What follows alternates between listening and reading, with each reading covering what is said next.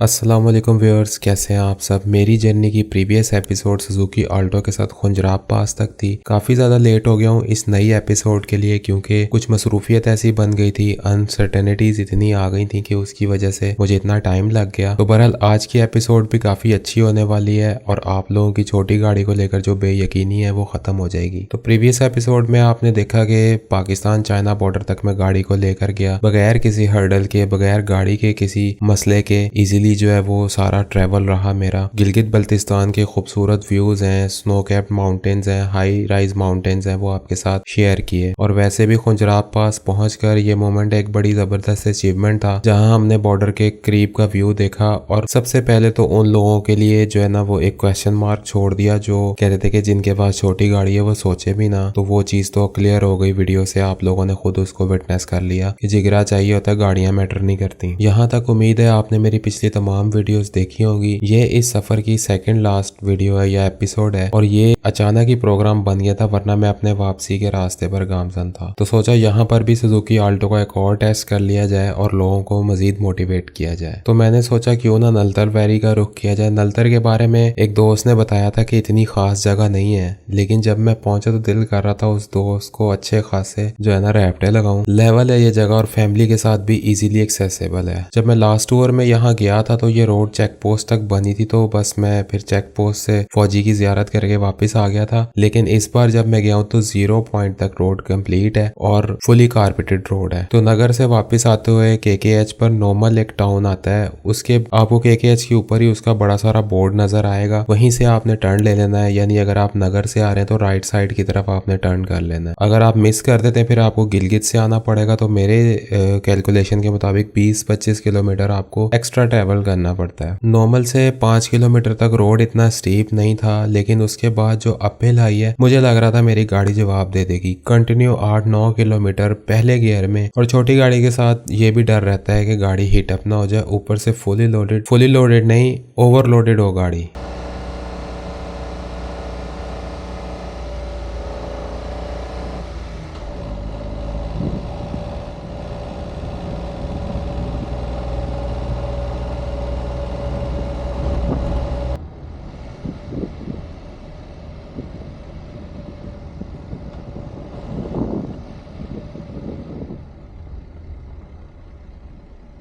खैर नामे मौला मैंने जाने दिया, कुछ ही देर बाद नलतर 0 पॉइंट आ गया। वैसे तो 0 पॉइंट का जो व्यू है वो इटसेल्फ बहुत सीनिक व्यू है, वहां से आगे फिर जीप ट्रैक शुरू हो जाता है। ये मैं 0 पॉइंट पे आ गया हूँ नलतर के, और मुसलसल चढ़ाई है। और इस चढ़ाई से मैं ये आइडिया कर सकता हूँ कि इसके ऊपर मैं बाबूसर टॉप की चढ़ाई भी कर लूँगा जब मैंने वापस जाना है।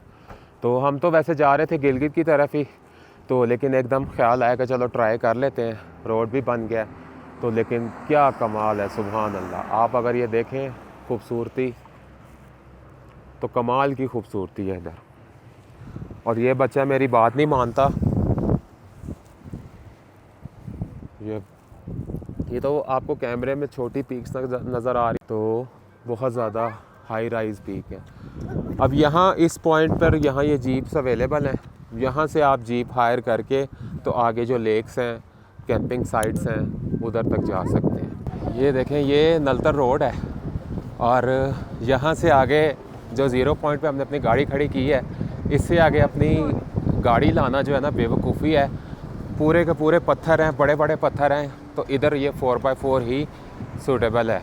और यहाँ पर जो है ना वो कोई कार लाने की गलती ना की जाए। तो अभी हम जा रहे हैं, आगे जाके भी आपको दिखाता हूँ।